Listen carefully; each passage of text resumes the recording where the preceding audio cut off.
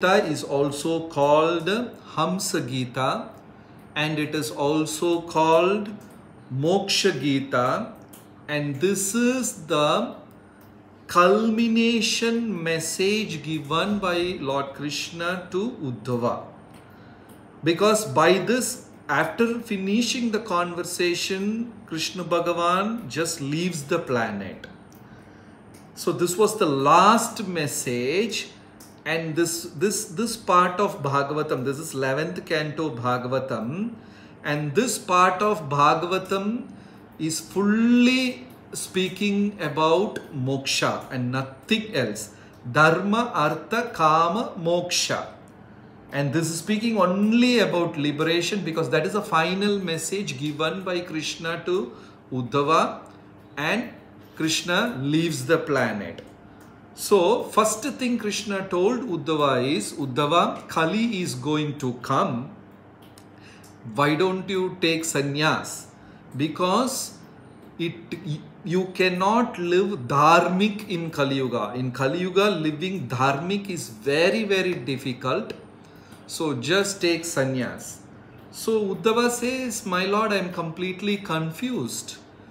How can I, please explain. So, like Krishna became disciple of Arjuna became disciple of Krishna in Bhagavad Gita, in the same way Uddhava became disciple of Krishna in Uddhava Gita. So, Krishna is explaining this. So, he was talking, first thing Krishna said is, okay, I will tell you the story of Avaduta Brahmana. The conversation between Avaduta Brahmana and Maharaja Yadu.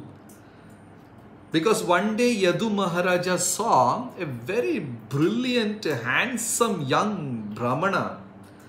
But he looked very, very educated. He was looking Pandit. Such an amazing person. But he was not attached to anything in this world. So immediately Yadu Maharaja asked that, man, you look very young, very well built, you are handsome, and from your face I can make out you are very educated.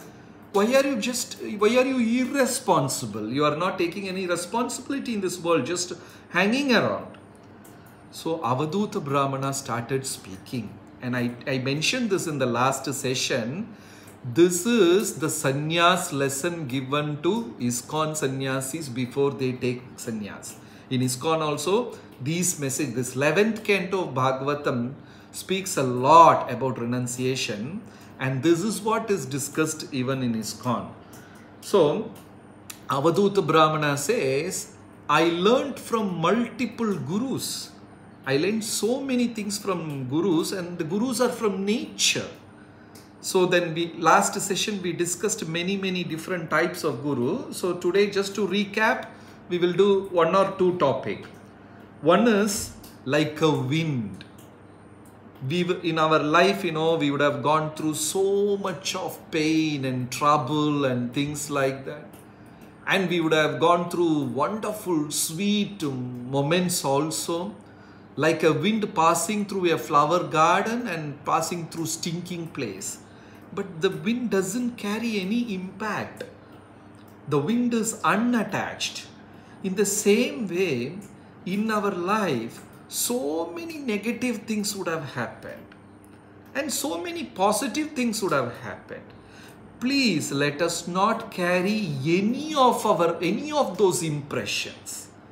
Those impressions will become a hurdle in our devotional life. That is about wind. Then another thing is about time. Time can bring things together, and time can heal everything. Krishna says in Gita, Sakalaneha mahata yogo nashta parantapa. Every yoga, bhakti, means every great science in this world will be simply destroyed by time. Sakalaneha mahata yogo nashta parantapa. So realized people, they won't take anything personal. I was telling an example. In previous life, there were two deadly enemies. And they were fighting, and each one wanted to kill the other one. So such deadly enemies. and somehow they died. And in the next lifetime, they took birth as husband and wife. You know, those deadly enemies took birth as husband and wife, and one of the partner cheated the other partner and left. So the remaining partner was feeling so much of pain out of attachment. But in the previous life, they were deadly enemies, and the pain was created from hatredness. But in the next lifetime, the pain was created by attachment. This is what life is. So time can bring things together, time can take away things. So Bhagavad Gita says, Uddhava Gita, Krishna is explaining to Uddhava, this time is such a great creation, so we should not get disturbed. Time is such a great creation. Sitaushna sukha dukkada agama apayino anityastam stitikshasva bharata. So, you know, things will happen and things will leave. We should be completely detached. So these were the points we were discussing in the last. And the main thing is Pingala. Pingala, the prostitute. So she was waiting for hours and hours, whole day from morning to midnight she was waiting for customer. Pingala was waiting.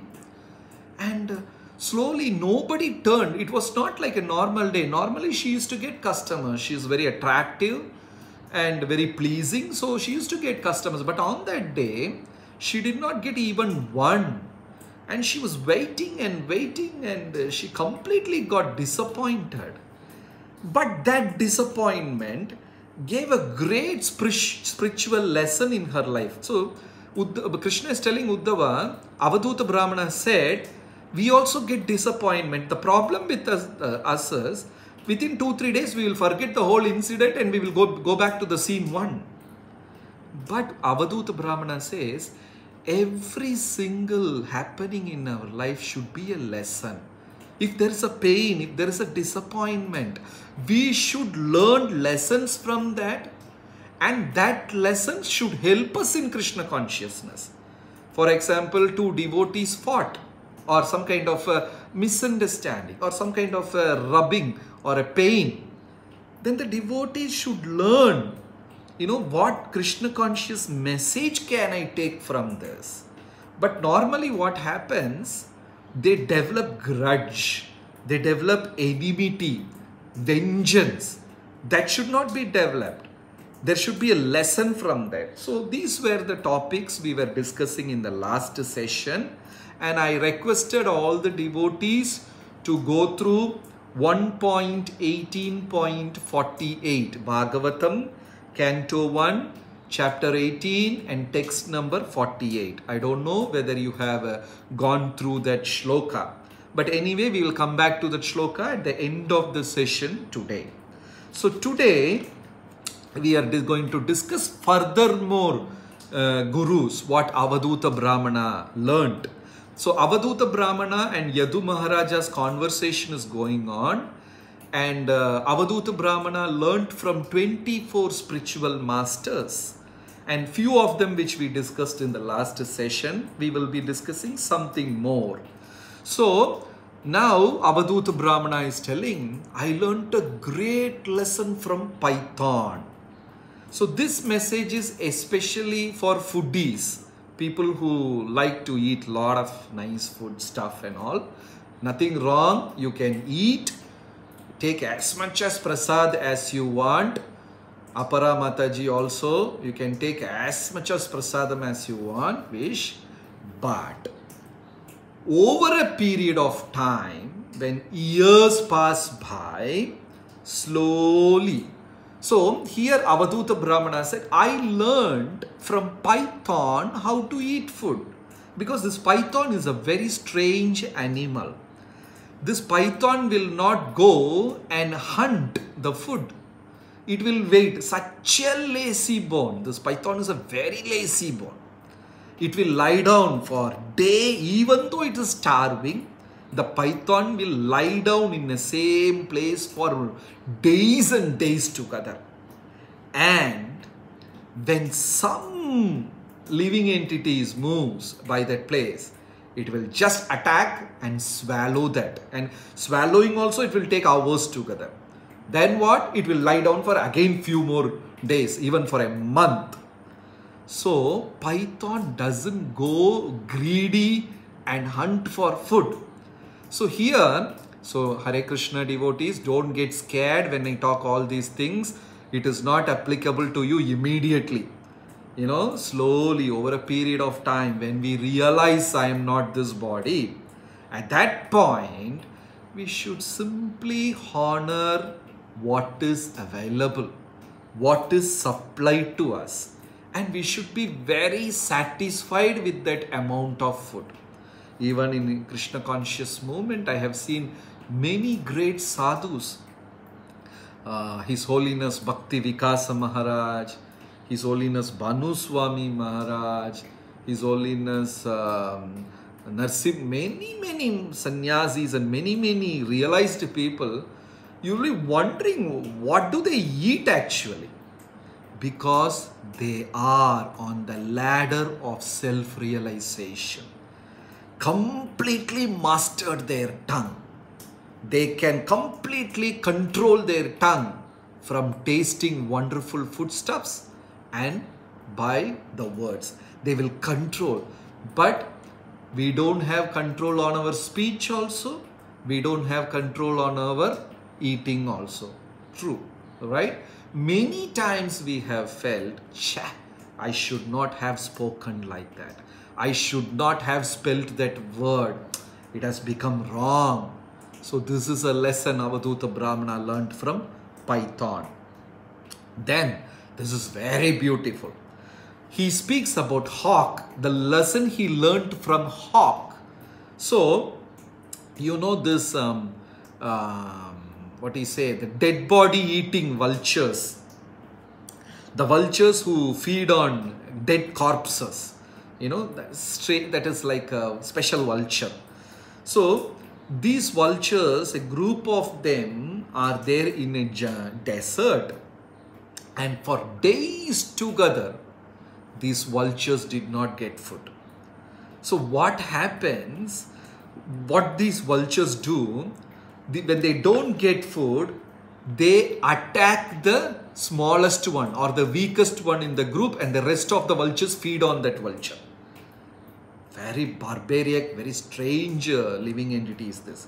When they don't get anything to eat, they will kill their own member, you know.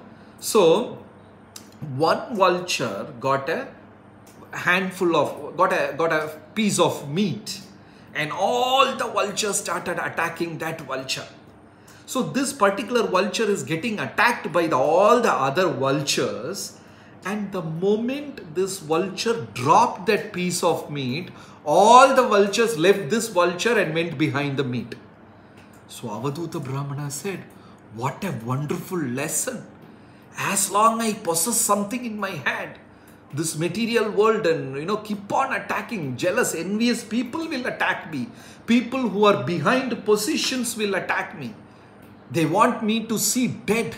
They want me to see get out so that they can grab the position. But it is so simple. Just drop it. They will leave you and they will go behind. This is very important. And we can learn this from the life of Maharaja Vidura. Vidura Mahatma. You all know from Mahabharata how Vidura Mahatma was the minister of Dhritarashtra. And constantly he was advising Dhritarashtra. And Dhritarashtra knew very well what Vidura is telling me is for my benefit. This is something very good. But Duryodhana was going on insulting Vidura. You are eating from my side and supporting my enemies Pandavas. You are not fit to be in the palace. You are Shudra. So many hurting words Duryodhana spoke. Immediately what Vidura did? Just dropped that position. Just dropped that position, walked away.